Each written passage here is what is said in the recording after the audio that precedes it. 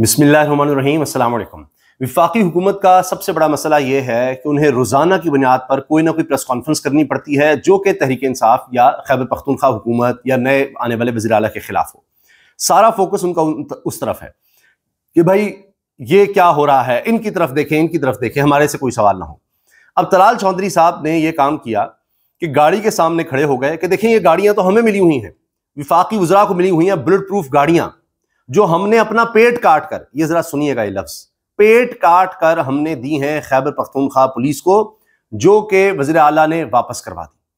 अब आप ये देखें कि इस पर पहले भी इतराज़ हुआ कि इस तरह के अल्फाज नहीं इस्तेमाल करने चाहिए। खैबर पख्तूनख्वा के पुलिस एहलकार हों, अवाम हो, वो हमारे भाई हैं।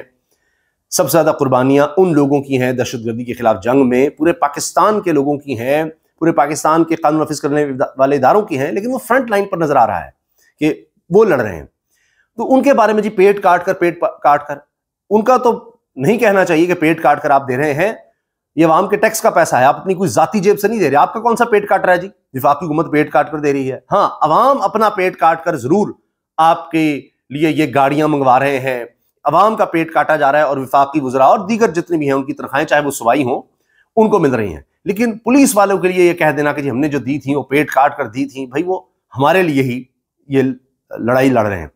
खैर, आज उन्होंने कहा जी ये बिल्कुल ठीक थी, फलां थी, ये वही है जो हम इस्तेमाल कर रहे हैं। उस पर खैबर पख्तूनख्वा गवर्नमेंट की तरफ से पहले भी जवाब आ गया है कि ये खस्ता हाल थी, ये उस तरह काबिल इस्तेमाल ही नहीं थी। कितना अरसा ये इस्तेमाल में रहकर जब बिल्कुल इनकी हालत ख़राब हो गई तो बस वो लश पश करके नहीं, ऊपर से ज़रा सफाई करके और वो वहाँ पर पहुँचा दी गई। वो इस काबिल ही नहीं है कि उनको प्रॉपर बुलेट प्रूफ कहा जाए। अगर इतनी अच्छी हैं तो आप फिर इस्तेमाल करते रहें, या ये कि जो असल में आपके इस्तेमाल में हैं वो उनको दे दें और ये वाली आप रख लें। ये बात चल रही है। अब मसला ये है कि इस वक्त जो इक़दामात सुहेल अफरीदी कर रहे हैं, जो ऐलानात कर रहे हैं, उससे हुकूमत बहुत ज़्यादा परेशान है कि क्या करें, इस लड़के का इलाज क्या किया जाए। अब यहाँ तक हुआ है कि इनके दोस्त और मेंबर खैबर पख्तूनख्वा असेंबली मीना खान ने बताया है कि यूनिवर्सिटी जा जाकर इनकी कोई गर्लफ्रेंड ढूंढते रहे, सुहेल अफरीदी को रोकने के लिए गर्लफ्रेंड ढूंढते रहे। यूनिवर्सिटी में नौजवान किसी से दिल लगा ही बैठते हैं, लेकिन यूनिवर्सिटी गए वहां से भी कुछ नहीं मिला। मीना खान अफरीदी का इंकशाफ कि जाकर कोई लड़की मिल जाए जो इनकी गर्लफ्रेंड साबित हो जाए, उसके बारे में कुछ स्कैंडल बना दें कि देखें ऐसा वज़ीर आला आपने बनाया है, ये है वो है, प्रेशराइज करें, लेकिन कुछ मिला नहीं। ये हो रहा है। अब वो अपनी बात पर कायम है, वो कह रहे हैं जी जब तक मेरी मुलाकात बानी से नहीं होती मैं तब तक आगे नहीं बढ़ सकता। अब ये भी कहा जा रहा है कि जी अगर हुकूमत ने ज़िद्दी पकड़ ली है तो फिर ये है कि फ़िलहाल कोई चंद लोग हों काबीना में और उसके बाद फिर उस मजीद लोगों का उसमें इजाफा किया जाए। आज इमरान खान की बहन नूरीन साहिबा बहुत खुश नजर आ रही थी। जब सवाल हुआ कि आप क्यों खुश हैं तो कहती हैं हमारे भाई से हमारी मुलाकात हो गई है, हम इस पर खुश हैं। तो वहां से ये कहा गया है कि तहरीक का आगाज हो गया है, तहरीक का आगाज हो चुका है, बहुत बड़ी खबर है। और जिसका जो काम है वो तैयारी पकड़े और आहिस्ता आहिस्ता वो सब बताएंगे। बाकी जितने केसेस लगते हैं उनमें तमाम MNA MPs अदालतों में आए, क्योंकि यहां से इंसाफ नहीं मिल रहा। तो कम से कम एक प्रेशर हो कि अवामी नुमाइंदे यहाँ हैं, वो अवाम को जाकर आगाह करें कि अदालतों में हो क्या रहा है, केसेस ही नहीं लगते, और जिस तरह से फिर प्रोसीडिंग्स होती हैं वो भी पता लगे। एक और खबर आई है कि सुहेल अफरीदी को, नए खैबर पख्तूनख्वा के वज़ीर आला को, दो बहुत अहम अफरीदियों का फोन आया। दो अफरीदी, वो भी अफरीदी कौम से हैं, तो ज़ाहिर है उन्होंने कहा जी हमारे लिए फ़ख्र है कि आप अफरीदी कबीले से कोई शख्स वज़ीर आला बना है, और पहली दफ़ा कबायली इलाके से कोई शख्स, और वो नौजवान वज़ीर आला बना है। एक का फोन उन्होंने सुन लिया मुबारकबाद का, एक का नहीं सुना। जिनका सुना है वो है चीफ जस्टिस याह्या खान अफरीदी साहब। अगरचे याह्या खान अफरीदी साहब ने अभी तक सुहेल अफरीदी वज़ीर आला के खत का जवाब नहीं दिया जिसमें उन्होंने कहा जी मेरी मुलाकात नहीं करवाई जा रही मेरे लीडर से, मेरे कायद से, उसका जवाब नहीं दिया, लेकिन मुबारकबाद दी। अच्छा, ये फोन सुन लिया वज़ीर आला ने। लेकिन दूसरा फोन था शाहिद खान अफरीदी, मशहूर मारूफ साबिक टेस्ट क्रिकेटर, साबिक कप्तान, और मौजूदा हमारे अब वनडे के अभी भी कप्तान बने हैं शाहीन अफरीदी, उनके ससुर शाहिद खान अफरीदी। तो अब आप ये देखें कि उनका फोन नहीं सुना। उसकी वजह ये बताई जा रही है कि शाहिद अफरीदी मजलूम के नहीं जालिम के साथ खड़े नजर आते हैं और मौजूदा निज़ाम को सपोर्ट करते नजर आते हैं। बड़े एक्टिव हैं वो सोशल डिजिटल मीडिया पर, लेकिन कभी उन्होंने मजलूम का साथ नहीं दिया। तो उनकी एक खास सोच नजर आती है जिस पर वो चल रहे हैं, और नजर आता है किसी तरह से उसमें सोच पीछे ये है कि शायद इमरान खान का कोई वोट बैंक तोड़ देंगे, कुछ कर देंगे। तो ये चीज़ें चल रही हैं।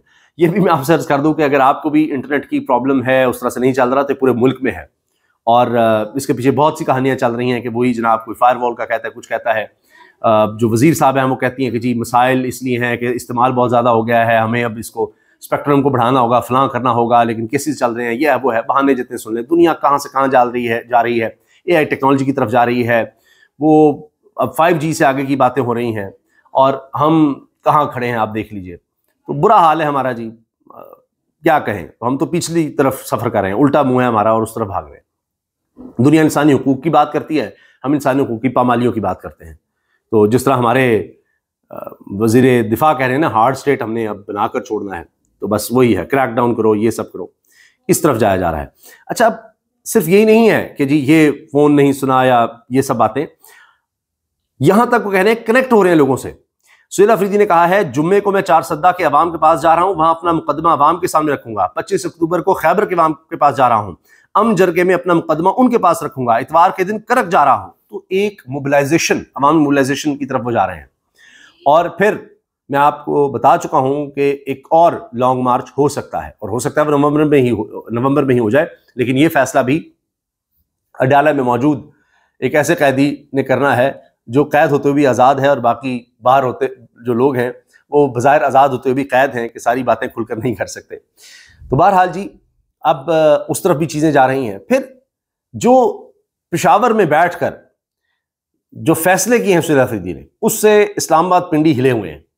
یہ کہنا کہ جی آئی جی سمیت اہم شخصیات آ کر بریفنگ دیں، پہلے اجلاس بلا لیا، وہاں پر دھواں دار تقریریں ہو گئیں، ایم پی او کے تحت کوئی شخص گرفتار نہیں ہوگا، کوئی سیاستدان اپنے پرائے سب کے لیے انہوں نے کہہ دیا. پھر یہ کہ جی جعلی FIRs کا خاتمہ ہوگا، سوشل میڈیا یا کوئی صحافی ہے اس کے خلاف کوئی اقدام نہیں اٹھایا جائے گا، جتنے بھی وزراء اعلیٰ ہیں سابق ان کو سیکورٹی واپس کرنا.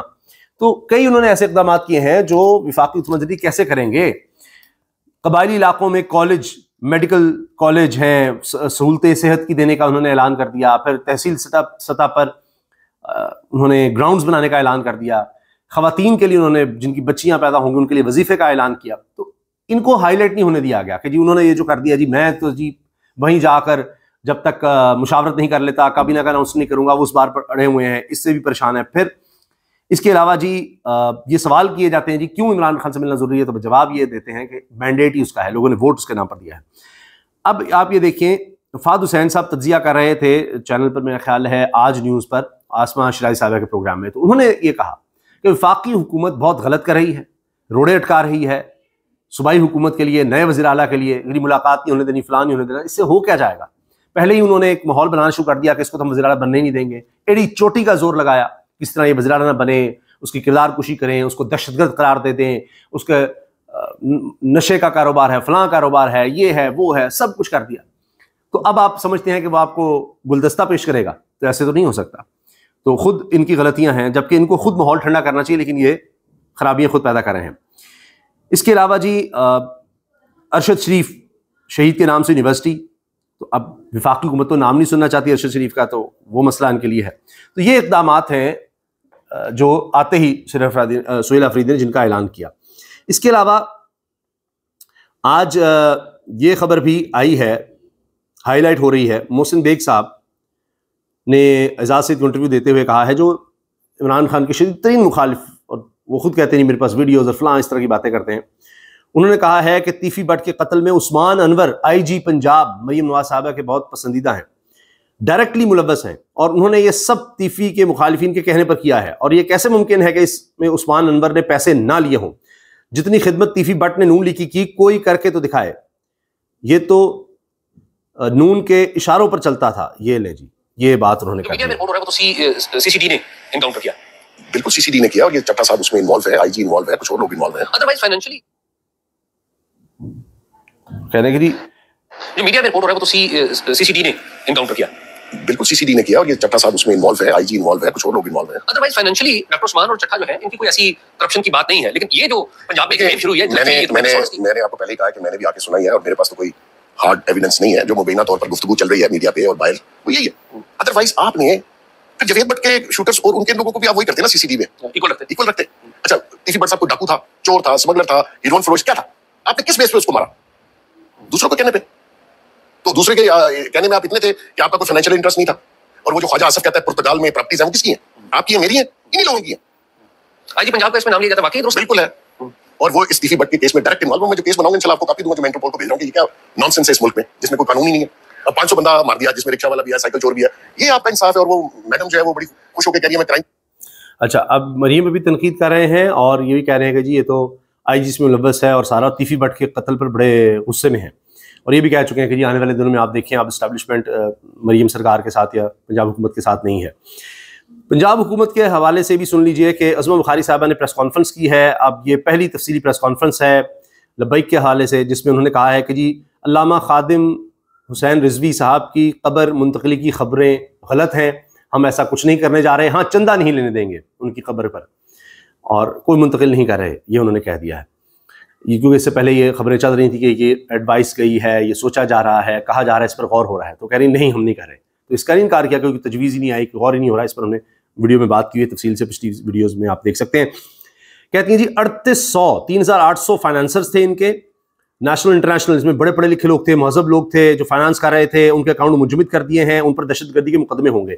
اب محترمہ سے کوئی پوچھے کہ ابھی تک کالعدم کا پروسیس شروع ہوا ہے, ابھی تو کالعدم ہوئے بھی نہیں, اور جب یہ لوگ فنڈز کر رہے تھے تب کیا آپ نے کوئی سٹیٹمنٹ جاری کی ہوئی تھی, حکومتی سطح پر کوئی منع تھا, بین تھی یہ جماعت, تو کیسے ان کے خلاف آپ دہشت گردی کے مقدمے کر سکتے ہیں؟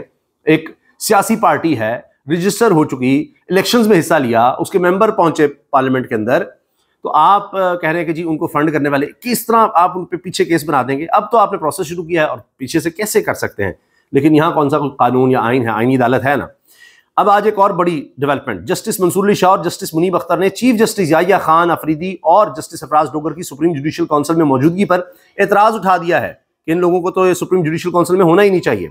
پھر نون لیگ کی جانب سے آزاد کشمیر میں پیپلز پارٹی کو حکومت دینے کی طرف معاملہ جا رہا ہے, کیونکہ مسلم لیگ نون اب اپوزیشن میں بیٹھے گی اور آزاد کشمیر میں مسلم لیگ نون نے کہہ دیا ہے ہم حکومت سے علیحدہ ہو رہے ہیں. تو اب یہ باریاں لگی ہوئی ہیں. پھر دوسرا یہ کہ آگے الیکشنز آنے والے ہیں کشمیر میں, تو اس وقت ہم کہیں گے ہم تو حکومت میں تھے ہی نہیں, نون لیگ کہے گی ہم تو حکومت میں تھے ہی نہیں, کیونکہ کشمیر عوامی ایکشن کمیٹی کا اتنا پریشر ہے.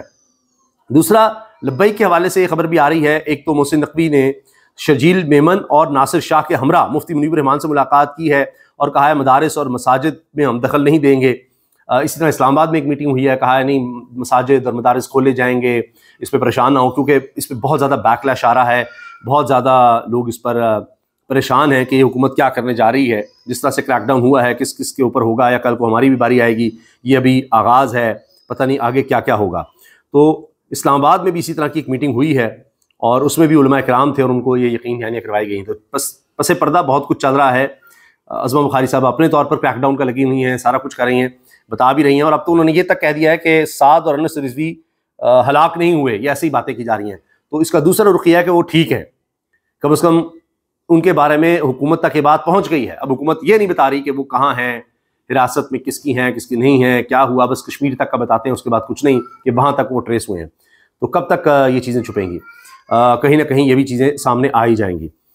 اچھا, اس کے ساتھ جی سندھ حکومت نے بڑا کمال کر دیا ہے. انہوں نے محکمہ داخلہ حکومت سندھ نے کہا ہے کہ جتنے ڈاکو ہیں کچے کے, ان کے لیے رضاکارانہ اسکیم ہے, سرکاری پیسوں سے شو کیا جا رہا ہے, ان کو قرضے بھی دیے جائیں گے, ان کو آباد بھی کیا جائے گا, سب بھی کیا جائے گا, تو وہ ذرا ہتھیار ڈال دیں. اس پر رضوان رضی سینئر صحافی لکھتے ہیں کہ سندھ حکومت نے کچے کے ڈاکوؤں کو ہتھیار ڈالنے کے نام پر پناہ دینے کا اعلان کر دیا ہے. قوم سب دیکھ رہی ہے, کیونکہ جیسے ہی پنجاب حکومت نے کچے کے علاقے میں ڈاکوؤں کے خلاف ڈرون استعمال کرنا شروع کیے تو سندھ حکومت آ گئی کہ اچھا ان کو چھڑوا لیتے ہیں, بچا لیتے ہیں. یہ اب ان کی طرف سے, رضوان رضی صاحب کی طرف سے یہ بات کہی جا رہی ہے. تو یہ جناب کچھ لیٹسٹ اپڈیٹس ہیں. باقی اب دیکھیے حکومت نے کیا کیا ہے کہ کہا ہے جی اب ہم گندم کی قیمت 4,500 یا 3,500 مقرر کر رہے ہیں. تو اب آ کر کیوں مقرر کی ہے؟ پہلے جب کسان کا استحصال ہو گیا تب کہتے سوال ہی پیدا نہیں ہوتا, ہم تو بلیک میل نہیں ہوں گے, تو بلیک میلز ہیں, فلاں ہیں. تو اب آ کر قیمتیں مقرر کی جا رہی ہیں, لیکن بہت نقصان ہو چکا ہے. اب دیکھتے ہیں اس سے کیسے نکلا جاتا ہے. اجازت دیجیے, اللہ حافظ.